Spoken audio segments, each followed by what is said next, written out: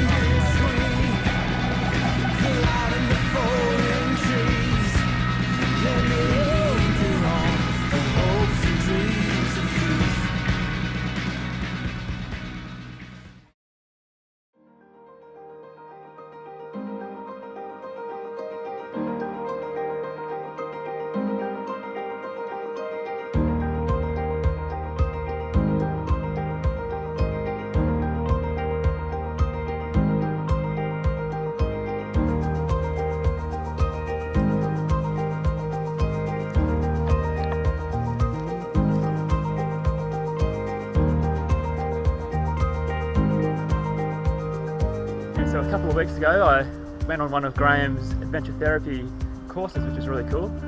But today, what's our adventure today? We're paddling down the north arm of the Maroochy River. See what happens when we get there. It's really nice. Trees on both sides, bit of traffic noise, sorry about that. Cool. Alright, let's get paddling. So Graham, tell us a little bit about yourself and your connection to adventure therapy. Well, happily married and have been for 20 something years. My wife will kill me for not knowing how many. 2 kids of my own, or of our own. They're both adults and they seem to be alright, so maybe we're onto something. We had about probably 20 something foster kids in our care, therefore in our family, over about a 12-year period, which was really interesting and largely a joy as well. I spent 10 years in the regular army, and that's kind of helped in some ways, but not directly. And I was trained as a teacher, hated classrooms, so I haven't gone into them. And did Outdoor Ed when I left the army as a course, and been working in that for about 10 years before I started adventure therapy as my full-time gig. And I've been doing that for 7 years, pretty much as my full-time thing. Now I'm studying because we want the evidence for the work that we're doing to be robust, and the evidence hasn't been real good. It's nowhere near the depth or quantity that we need. So I'm adding my little bit on complex trauma-focused adventure therapy, specifically for adolescents. So Graham, tell us, what's your sort of personal skill or expertise when it comes to working with kids? Right now I'm hoping that paddling a canoe backwards is a pretty good skill, so we'll see how we go. We're going around a corner, I might bump into something as we go. Look, I loved being a scout when I was young, so I spent a lot of time in the bush doing that sort of stuff, which is fairly gentle adventure usually. It's not the big white water stuff, climbing big walls or any of that sort of gear. What I found is that works really well when we're working with complex kids, because they're scared all the time essentially, and if we scare them more, that's not helpful. So that gentle adventure, which is my history, I think has prepared me fairly well for working with them. Otherwise, the personal skills, as I said, I had psychology as a degree, as a qualification. I haven't pursued it into being a therapist. We've got to get out of here. Yeah. Watch out, Leighton. Well, interrupting our interview. Alright, so where was it? We were talking about Scouts with it, or? Qualifications and things, yeah. So history and Scouts. I did psychology as an undergraduate major, so that I could figure out what we're doing with young people and how that worked. That helped, but it wasn't the answer. I also did adventure-based youth work, which was really good, as a Cert 4. Doesn't exist anymore, but we might do something about trying to recreate that one. And I think the thing that helped the most was when I was introduced by somebody said, look at complex trauma, about 2006, and they sent me one paper, and for the last 11 years that's all I've been reading, is how complex trauma works. There's a lot of literature, but it's all for the clinical types who sit in rooms. This is in a room, so it's not direct, doesn't tell you directly what to do, and we've had to marry up that information with what we know about adventure therapy, and there's some good stuff about adventure therapy, but again, it didn't tell us specifically what to do and why kids did the things they did. Marrying both complex trauma and adventure therapy up, that's proven really, really good, and having that understanding, that theory, means that I can now see something happen, I kind of understand what some of the reasons for those things are and take action to avoid them. Even better, I can just plan a program which I know will avoid most of the things that are likely to get kids upset and therefore not function very well. And mostly it's that returning back to my early childhood of being really gentle with people outdoors so that they are happy and calm and feel safe before we try anything that might be considered hard adventure. Cool. So Graham, this is our little mini adventure here, but what's one epic adventure you've been on personally? Nothing to do with what I do professionally now, because most of my adventuring has been professional. I've been out there with young people. Being a father, when I started in Outdoor Ed, didn't really allow me to go up and do some of the big things that I envy young people doing.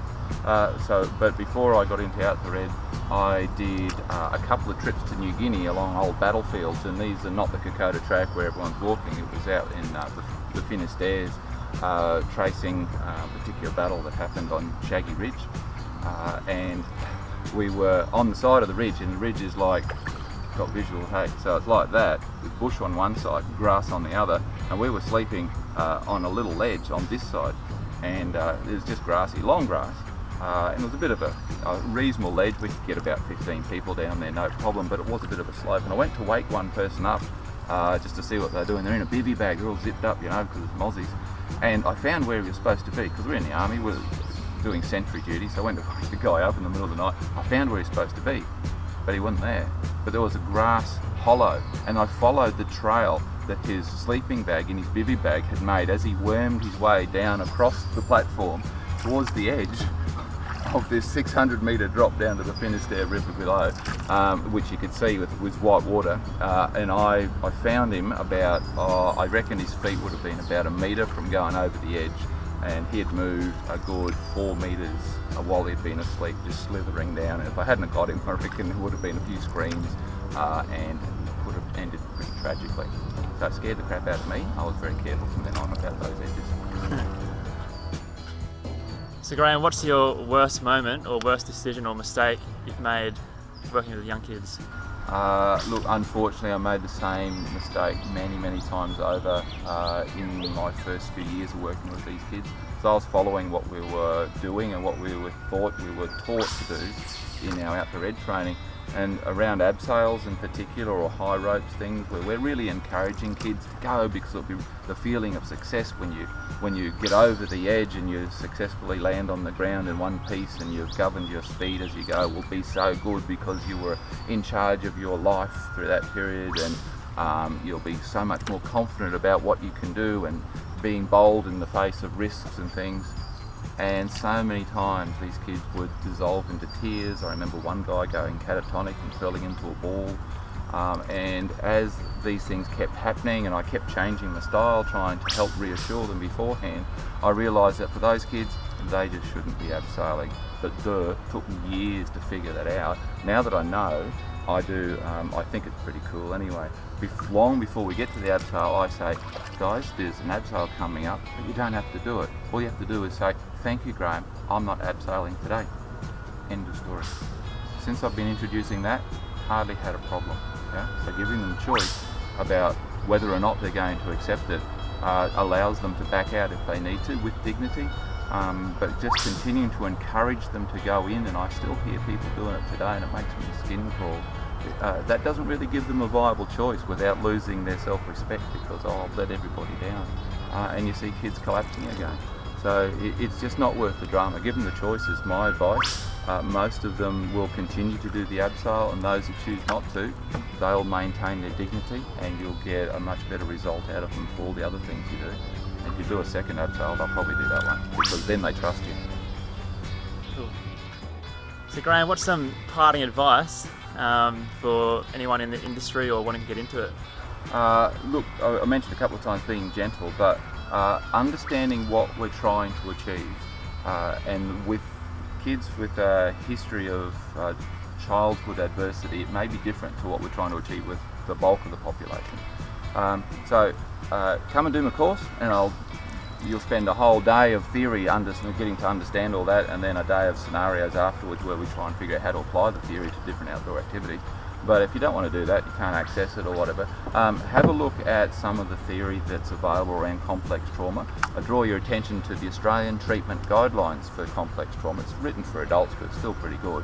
Go to blueknotfoundation.org and you can download it for free. And that's got a pretty good literature review of the best practice across the world for working with complex trauma. And the three-phase model works brilliantly. Everybody's following this three-phase model. Phase 1, create safety. Phase 2, create new and positive experiences, is the outdoor adventure version of Phase 2. Phase 3, integrate all that they learn for the future, and then we split Phase 3 into 2. So Phase 3, integration while they're on program, and then we think about integration, what happens after program when we're no longer with them, and how does that work to heal for the future. So yeah, the three-phase treatment process, it's in the literature, it's really strong, it's what the experts are doing, and they're doing it clinically, but we can do it easily as well. You can do it as a teacher, if you're just able to get in and go for walks in the gardens and things like that. Youth workers get geocaching on your phone, go geocaching with them through using the car, and go to local parks and things. But if you're an adventure therapist or outdoor editor and you want to introduce it, all those big wild things, the big walls and the canoeing and all the stuff that you might do professionally, all that is really good for exposing kids to things in life that could be upsetting, and that we help them learn how to get through those things while maintaining their dignity and feeling good about it. That's all it is, and whatever you can do to help kids achieve that, be it small or big, is good, because they need a rich experience of those things to re-equip them for the future. Cool, so there we have it. Graham Pringle from Youth Flourish Outdoors.